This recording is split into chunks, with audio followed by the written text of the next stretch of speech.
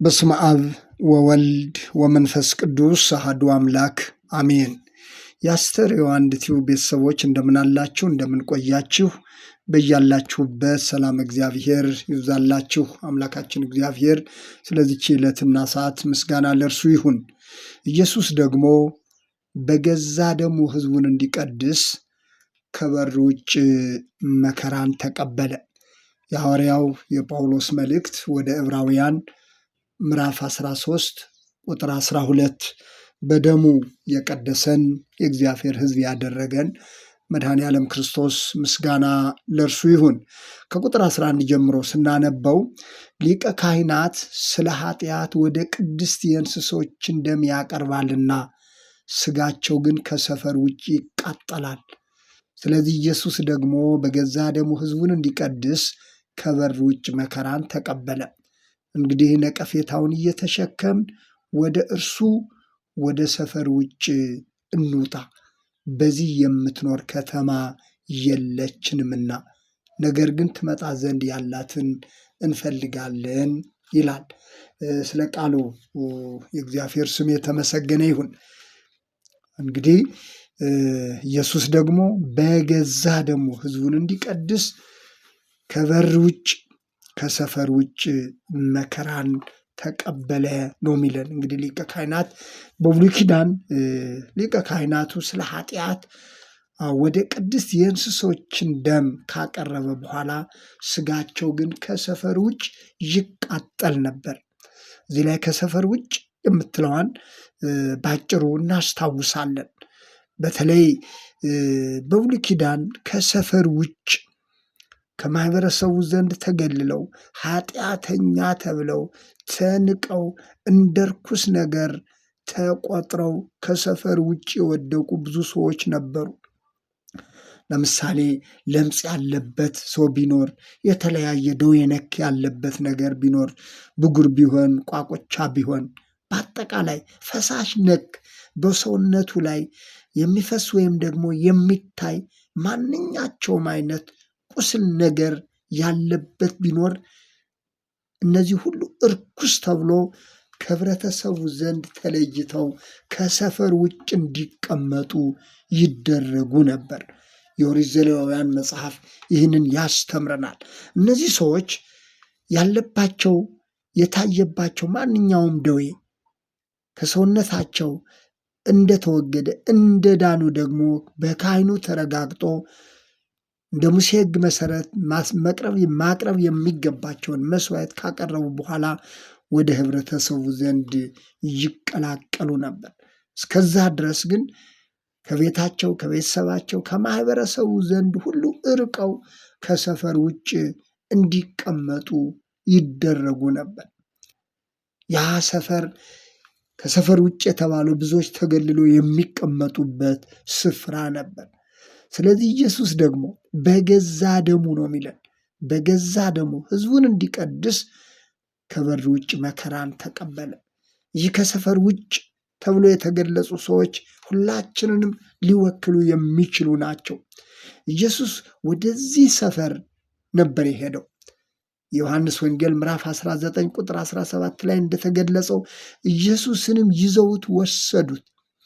መስቀሉንም ተሸክሞ በዕብራይስጥ ጎልጎታ ወደ ተባለ የራስ ቅል ስፍራ ወደሚሉት ወጣ፣ በዚያም ሰቀሉት ይላል። ከሰፈር ውጭ ሰቀሉት፣ ከበር ውጭ ሰቀሉት።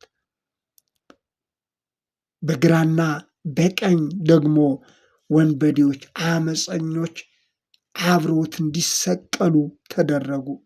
ከአመፀኞች ጋር ተቆጠረ የተባለው ይፈጸም ዘንድ ነው ይላል የእግዚአብሔር ቃል። ለምን ተወኸኝ በማለትም ወደ ባሕርይ አባቱ ወደ አብ ጮኸ። ምክንያቱም የሁላችንንም ኃጢአት በመስቀል ላይ ተሸክመዋልና በአባቱ ዘንድ የተተወ ነበር በዛች ሰዓት።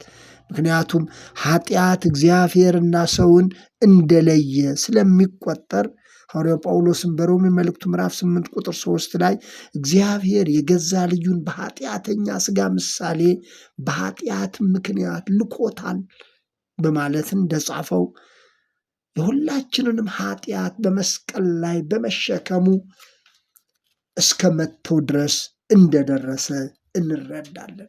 ስለዚህ ይህ ሁሉ ሁላችንን የሚወክል ሁላችን ኃጢአተኞች በነበርንበት ሰዓት ኃጢአተኞች ወዳሉበት ስፍራ ከሰፈር ውጭ በመሄድ ከሰፈር ውጭ በመውጣት የተቀበለውን መከራ የሚያስታውስ ነው። ዛሬም ወገኖቼ በኃጢአት ምክንያት በተለያየ ነገር ምክንያት እግዚአብሔር ትቶኛል የሚሉትን ሁሉ የሚፈልግ በገዛ ደሙ ኃጢአተኞችን የሚቀድስ መሆኑን የመድኃኒታችን የኢየሱስ ክርስቶስን ሕይወት በዚህ እንረዳለን። ሐዋርያው ጳውሎስ እኛ በእርሱ ሆነን የእግዚአብሔር ጽድቅ እንሆን ዘንድ ኃጢአት ያላወቀውን እርሱን ስለ እኛ ኃጢአት አደረገው በማለት ሁለተኛ ቆሮንቶስ ምዕራፍ 5 ቁጥር 21 ላይ የገለጸው ከዚህ የተነሳ ነው። ስለዚህ እርሱ በገዛ ደሙ ሕዝቡን እንዲቀድስ ከሰፈር ውጭ መከራን ተቀበለ ነው የሚለን። ከሰፈር ውጭ በተለያየ ምክንያት ተለይተው ተገልለው የነበሩትን ሁሉ ያድናቸው ዘንድ ይቀድሳቸው ዘንድ ከሰፈር ውጭ ወጣ። በገዛ ደሙ ሕዝቡን እንዲቀድስ ነው የሚለው። በገዛ ደሙ ሕዝቡን እንዲቀድስ ከሰፈር ውጭ መከራን ተቀበለ። ሕዝቡን እንዲቀድስ ማለት ሕዝቡን ለእግዚአብሔር እንዲለይ ማለት ነው። ሕዝቡን ወደ እግዚአብሔር ሊያቀርብ ይህ የተቀደሰው ሕዝብ የእግዚአብሔር ሕዝብ ይሆን ዘንድ በደሙ ሕዝቡን እንዲቀድስ ከሰፈር ውጭ ወጥቶ መከራን ተቀበለ። ቅዱስ ኤፍሬምም በውሕዘ ደሙ ቅዱስ አንጽሖሙ ለመሃይምናን፣ በቅዱስ ደሙ ፈሳሽነት ያመኑትን አነጻቸው ነው የሚለው። ያመኑትን አነጻቸው። የክርስቶስ ደም የሚያምኑትን የሚያነጻ የእግዚአብሔር ሕዝብ የእግዚአብሔር ወገን እንዲሆኑ የሚያደርግ ነው። ሐዋርያው ቅዱስ ጳውሎስም ተቀድሳችኋል፣ የመንፈስ ቅዱስ ቤተ መቅደስ ናችሁ ያለው በዚህ በፈሰሰው በክርስቶስ ቅዱስ ደም የተነሳ ነው። ሐዋርያው ጴጥሮስ ደግሞ በመንፈስም እንዲቀደሱና እንዲታዘዙ በኢየሱስ ክርስቶስ ደም ይረጩ ዘንድ ለተመረጡት ይላል። በመንፈስም እንዲቀደሱ ይታዘዙና በኢየሱስ ክርስቶስ ደም ይረጩ ዘንድ ለተመረጡት። በክርስቶስ ደም ተረጭቶ የእግዚአብሔር ሕዝብ መሆን ለእግዚአብሔር መመረጥ መታደል ነው ወገኖች። ስለዚህ ሐዋርያው ጳውሎስ ምን አለ? ይህንን ሁሉ ያደረገውን ከሰፈር ውጭ ወደ ተናቁት፣ ወደ ተጣሉት፣ ወደ ተገለሉት የሰውን ልጅ በሙሉ በኃጢአት ምክንያት ከእግዚአብሔር የተገለልነውን ተገልለን የነበርነውን ሁሉ የሚወክለውን ይህንን የክርስቶስ መከራ በማስታወስ ከገለጸ በኋላ እኛም አለ ነቀፌታውን እየተሸከም ቁጥር 14 ላይ እኛም ነቀፌታውን እየተሸከም ወደ እርሱ ወደ ሰፈር ውጭ እንውጣ፣ በዚህ የምትኖር ከተማ የለችንምና፣ ነገር ግን ትመጣ ዘንድ ያላትን እንፈልጋለን። ትመጣ ዘንድ ያላትን የማታልፈውን ሰማያዊት ኢየሩሳሌም ያችን ዘላለማዊት የሆነችውን መኖሪያችንን ለመናፈቅ ደግሞም እርሱ ስለኛ የከፈለውን የተቀበለውን ነቀፌታ እየተሸከምን ከሰፈር ውጭ መውጣት እንደሚገባ ሐዋርያው ጳውሎስ ይናገራል። ነቀፌታውን እየተሸከም እኛ ማለት ስለ እርሱ ስለ ስሙ መከራና ነቀፌታን መቀበል እንዳለብን ይናገራል። ደቀ መዛሙርቱ ስለ ስሙ ብዙ መከራን ተቀበሉ። ስለ ስሜ የተጠላችሁ ትሆናላችሁ ተባሉ።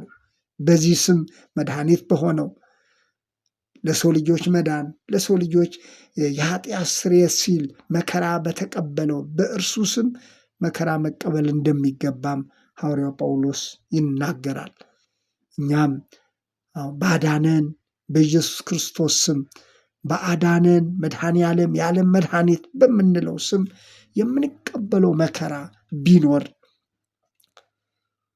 እርሱ ነቀፌታችንን እንደተቀበለ የእርሱ አገልጋዮች ቅዱሳን ሐዋርያት ስለ ስሙ መከራን እንደተቀበሉ ስለ እርሱም ዋጋ እንደከፈሉ እኛ ማለት ነቀፌታውን እየተሸከምን ምናልባት በእርሱ ስም ባዳነን በመድኃኔ ዓለም ስም በክርስቶስ ኢየሱስ ስም የተቀበልነው ነቀፌታና መከራ ቢኖር ምን ያህል መታደል እንደሆነ የእግዚአብሔር ቃል ያስረዳል። በሐዋርያት ሥራ ምዕራፍ 4 እና ምዕራፍ 5 ላይ ሐዋርያት የሆኑትን ወንጌላዊ ሉቃስ በዚህ ሐዋርያት ሥራ መጽሐፍ ላይ ገልጾት እናገኛለን። በዚህ ስም ምንም እንዳታደርጉ ተብሎ ታዘዙ ሐዋርያት። በዚህ ስም ምንም ነገር እንዳታደርጉ፣ በዚህ ስም እንዳታስተምሩ በማለት ማስጠንቀቂያ ደረሳቸው። እነርሱ ግን እናንተን ወይስ እግዚአብሔርን እንስማ? እኛማ መስማት ያለብን እኮ የእግዚአብሔርን ቃል እግዚአብሔር ያለንን ነው። ከእርሱ ውጭ ከስሙ ውጭ ሌላ ምን አለን? እና እናንተን ደስ ለማሰኘት ብለን እንዴት የእግዚአብሔርን ስም እግዚአብሔር የተናገረንን ነገር እንተዋለን በማለት መጎቷቸው። በዚህ ምክንያት በስሙ የተነሳ ብዙ አይነት መከራን ተቀበሉ። ብዙ አይነት ድብደባ፣ ብዙ አይነት ልዩ ልዩ አይነት ስቃይና መከራን ተቀበሉ። በሚቀድሰው በኢየሱስ ክርስቶስ ስም ሕዝቡን በደሙ ሊቀድስ ከሰፈር ውጭ በመውጣት መከራን በተቀበለው በኢየሱስ ክርስቶስ ስም ብዙ አይነት መከራ ተቀበሉ። ስለዚህ ሐዋርያው ጳውሎስ ዛሬም ለእኔና ለእናንተ የሚለን ይህንን ነው። በገዛ ደሙ ሕዝቡን እንዲቀድስ ከሰፈር ውጭ መከራን የተቀበለ መድኃኒት ክርስቶስ እንዳለ፣ እርሱ ሕዝቡን የሚቀድስ እንደሆነ፣ የእርሱ ደም ሕዝቡን ለእግዚአብሔር የሚለይ የእግዚአብሔር ሕዝብ እንዲሆን የሚያደርገው የመድኃኒታችን የኢየሱስ ክርስቶስ የደሙ ፈሳሽነት በመስቀሉ በሞቱ በትንሣኤው ያስገኘልን መዳን ይህ እንደሆነ ይናገራል። ስለዚህ በዚህ የምትኖር ከተማ የለችንምና ትመጣ ዘንድ ያለችውን መፈለግ ይገባናል። እርሷን መናፈቅ ይገባናል።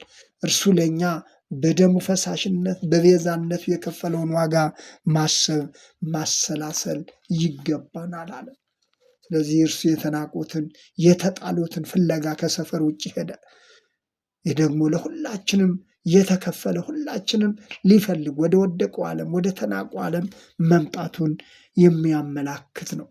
ስለዚህ በገዛ ደሙ የቀደሰን፣ በገዛ ደሙ ያነጻን፣ በገዛ ደሙ የእግዚአብሔር ሕዝብ የእግዚአብሔር ልጆች እንድንባል ይህንን ሁሉ ጸጋ ይህንን ሁሉ መዳን ያስገኘልን የድንግል ማርያም ልጅ የሕያው እግዚአብሔር ልጅ ክርስቶስ ምስጋና ለእርሱ ይሁን።